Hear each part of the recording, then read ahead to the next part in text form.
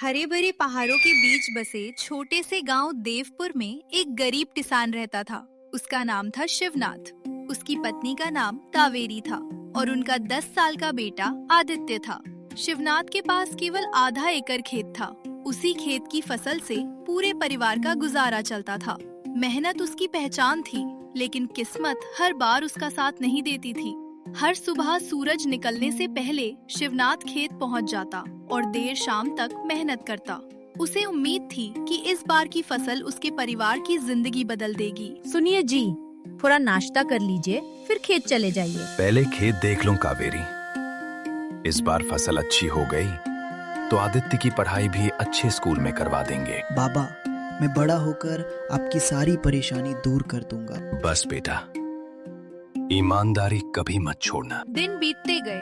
खेत में गेहूं की बालियां लहलहाने लगी। शिवनाथ की आंखों में उम्मीद लौट आई। लेकिन तभी मौसम ने करवट बदल ली। काले बादलों ने पूरे आसमान को ढक लिया। तेज हवा चलने लगी और देखते ही देखते मूसलाधार बारिश शुरू हो गई।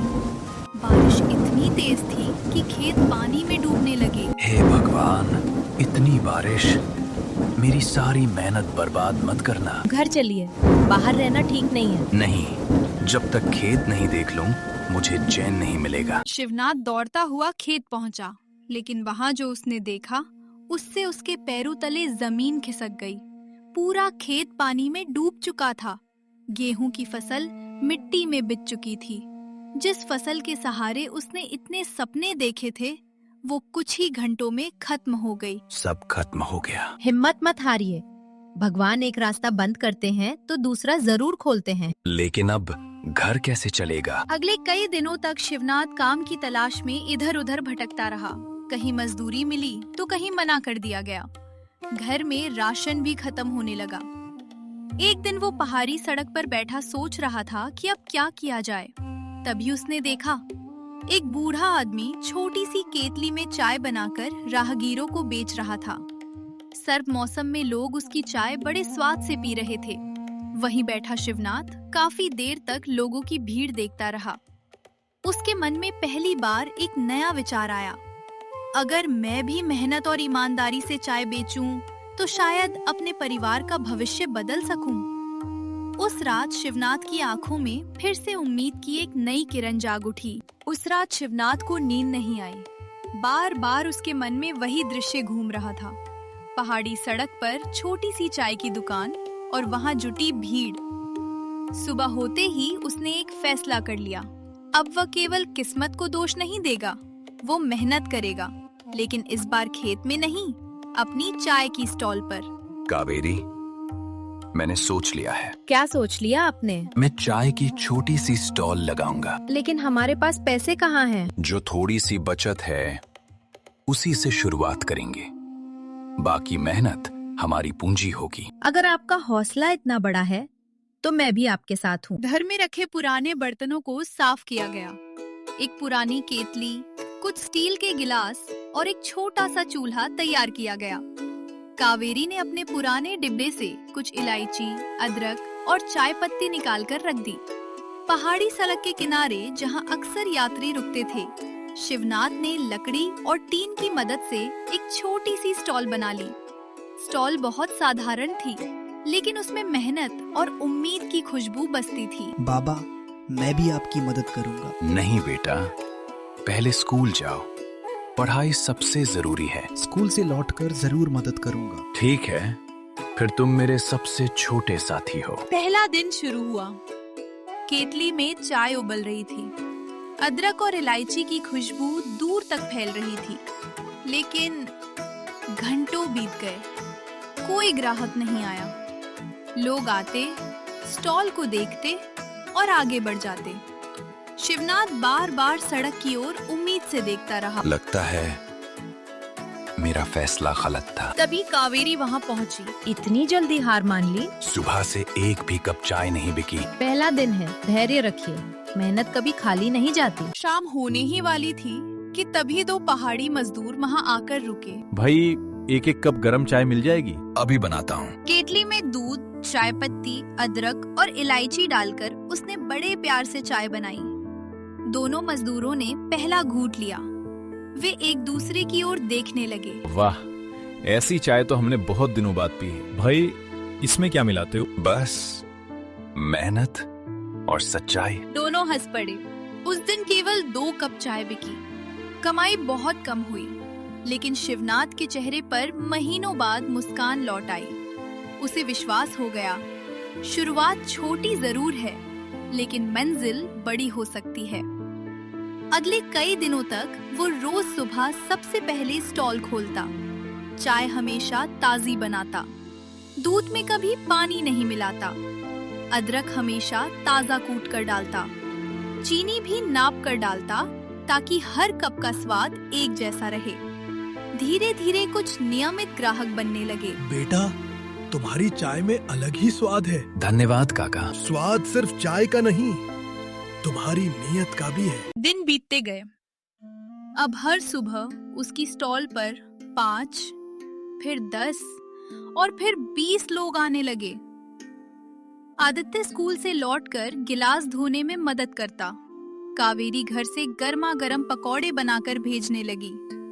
शिवनाथ का छोटा सा ठेला अब पूरे पहाड़ी रास्ते पर लोगों की पसंद बनने लगा था। लेकिन जहां सफलता आती है, वहीं कुछ लोगों के मन में जलन भी पैदा हो जाती है। सड़क के दूसरी ओर कई सालों से चाय बेच रहा एक दुकानदार ये सब देख रहा था। उसके चेहरे पर मुस्कान नहीं, बल्कि ईर्ष्या साफ दिखाई दे रही थी। उसे ये बिल्कुल पसंद नहीं था कि एक गरीब किसान की चाय की स्टॉल इतनी जल्दी लोगों की पहली पसंद बन जाए। उसने मन ही मन फैसला कर लिया, अब मैं इस नए स्टॉल को यहाँ टिकने नहीं दूंगा। अगली सुबह पहाड़ों पर हल्की धुंध छाई हुई थी। शिवनाथ हमेशा की तरह सूरज निकलने से पहले अपनी चाय की स्टॉल पर पहुंच गया। उसने चूल्हा जलाया, ताजा अदरक कूटी और इलायची पीसकर केतली में डाली। कुछ ही देर में चाय की खुशबू पूरे रास्ते में फैल गई। रोज की तरह ग्राहक आने लगे, लेकिन सड़क के दूसरी ओर बैठा पुराना चाय वाला ये सब देखकर अंदर ही अंदर जल रहा था। उसे लग रहा था कि उसकी कमाई दिन ब दिन कम होती जा रही है। उसने शिवनाथ को सबक सिखाने की ठान ली। देख रहे हो, कुछ ही दिनों में इसकी दुकान पर इतनी भीड़ हो गई। लेकिन इसकी चाय सच में अच्छी है। अच्छी होगी, पर मैं इसे यहाँ ज्यादा दिन नहीं टिकने दूंगा। दोपहर का समय था। ग्राहकों की भीड़ थोड़ी कम हुई तो वह चुपके से शिवनाथ की स्टॉल के पास आया। उसने इधर उधर देखा और मौका मिलते ही चूल्हे के पास रखी सूखी लकड़ियां बिखेर दी। फिर पानी की बाल्टी गिराकर वहां गंदगी फैला दी। कुछ सामान भी इधर उधर कर दिया। इतना करके वह चुपचाप वापस अपनी दुकान पर चला गया। कुछ देर बाद शिवनाथ लौटा। अरे, ये सब कैसे हो गया? कोई बात नहीं, पहले सब साफ करते हैं। बिना किसी पर आरोप लगाए शिवनाथ ने पूरे धैर्य से अपनी स्टॉल फिर से साफ की। उसने नई लकड़ियां रखी, ताजा चाय बनाई। जो ग्राहक इंतजार कर रहे थे उनसे मुस्कुराकर बोला, थोड़ी देर हो गई, इसके लिए माफ कीजिए। अब आपको पहले से भी अच्छी चाय मिलेगी। कोई बात नहीं भाई, हम इंतजार कर लेंगे। शाम तक फिर से अच्छी बिक्री हुई। ग्राहकों ने देखा कि मुश्किल आने पर भी शिवनाथ ने गुस्सा नहीं किया। उसकी यही बात सबको पसंद आई। अब लोग सिर्फ चाय पीने नहीं, बल्कि उससे मिलने भी आने लगे। कुछ दिनों बाद पहाड़ों में तेज ठंड पड़ने लगी। एक शाम घना कोहरा छा गया। इसी बीच एक बुजुर्ग यात्री ठंड से कांपते हुए शिवनाथ की स्टॉल पर पहुंचे। उनके कपड़े भीगे हुए थे और उनके पास पैसे भी नहीं थे। बेटा, बहुत ठंड लग रही है, एक कप चाय मिल जाती, लेकिन मेरे पास पैसे नहीं हैं। काका, यहाँ चाय पहले मिलती है, पैसे बाद में। लेकिन मैं पैसे नहीं दे पाऊंगा। तो मत दीजिए, इंसानियत का हिसाब पैसों से नहीं होता। शिवनाथ ने उन्हें गर्मा गर्म चाय दी, साथ में 2 बिस्किट भी रख दिए। बुजुर्ग की आंखें भर आईं। उन्होंने चाय पी और शिवनाथ को ढेरों आशीर्वाद देकर चले गए। सड़क के दूसरी ओर बैठा पुराना चाय वाला ये सब देख रहा था। उसे पहली बार एहसास हुआ कि ग्राहक सिर्फ स्वाद से नहीं, बल्कि व्यवहार से भी जुड़ते हैं। लेकिन कहानी अभी खत्म नहीं हुई थी। अगले ही दिन एक ऐसी घटना होने वाली थी जो शिवनाथ की जिंदगी हमेशा के लिए बदल देती। अगली सुबह पहाड़ों पर सुनहरी धूप खिली हुई थी। शिवनाथ हमेशा की तरह अपनी छोटी सी चाय की स्टॉल खोल चुका था। केतली में चाय उबल रही थी और अदरक इलायची की खुशबू दूर दूर तक फैल रही थी। तभी एक बड़ी सफेद गाड़ी स्टॉल के सामने आकर रुकी। गाड़ी से 3 लोग उतरे। उनमें से एक वही बुजुर्ग थे जिन्हें कुछ दिन पहले शिवनाथ ने बिना पैसे लिए चाय पिलाई थी। लेकिन इस बार उनके कपड़े और व्यक्तित्व देखकर हर कोई हैरान था। आइए काका, आज फिर गर्मा गर्म चाय तैयार है। आज मैं सिर्फ चाय पीने नहीं आया हूँ बेटा। जी? बुजुर्ग ने अपने साथ आए लोगों की ओर देखा और फिर धीरे से बोले, उस दिन मेरे पास सच में पैसे नहीं थे। मैं कई घंटों से रास्ते में फंसा हुआ था। तुमने बिना कुछ पूछे मुझे चाय पिलाई, सम्मान दिया और इंसानियत दिखाई। मैं पास के पहाड़ी पर्यटन केंद्र का प्रबंधक हूँ। हम वहाँ एक नई चाय की कैंटीन खोलना चाहते हैं। क्या तुम यह जिम्मेदारी संभालोगे? शिवनाथ कुछ पल के लिए बिल्कुल चुप रह गया। उसे अपने कानों पर विश्वास ही नहीं हो रहा था। मैं? लेकिन मैं तो एक साधारण किसान हूँ। नहीं बेटा, तुम एक ईमानदार इंसान हो। चाय तो बहुत लोग बना लेते हैं, लेकिन भरोसा बहुत कम लोग जीत पाते हैं। शिवनाथ की आंखों में खुशी के आंसू आ गए। उसने सबसे पहले अपनी पत्नी कावेरी और बेटे आदित्य की ओर देखा। तीनों के चेहरों पर महीनों बाद सच्ची खुशी दिखाई दे रही थी। देखा, मैंने कहा था ना, भगवान मेहनत का फल जरूर देते हैं। बाबा, अब आपकी चाय पूरे पहाड़ में मशहूर होगी। ये सब तुम दोनों के साथ और भरोसे की वजह से हुआ है। कुछ ही हफ्तों में पर्यटन केंद्र पर नई चाय की कैंटीन तैयार हो गई। अब शिवनाथ अकेला काम नहीं करता था। उसने गांव के 4 बेरोजगार युवाओं को भी काम पर रख लिया। वो हर कर्मचारी से एक ही बात कहता, याद रखना, चाय का स्वाद सिर्फ दूध और चाय पत्ती से नहीं बनता। उसमें ईमानदारी, सम्मान और मुस्कान भी मिलानी पड़ती है। धीरे धीरे उसकी चाय पूरे इलाके में प्रसिद्ध हो गई। दूर दूर से लोग उसकी अदरक इलायची वाली चाय पीने आने लगे। एक दिन वही पुराना चाय वाला भी उसके पास आया। उसके चेहरे पर अब घमंड नहीं बल्कि पछतावा था। भाई, मैंने तुम्हारे साथ बहुत गलत किया। अगर हो सके तो मुझे माफ कर दो। गलती हर इंसान से होती है।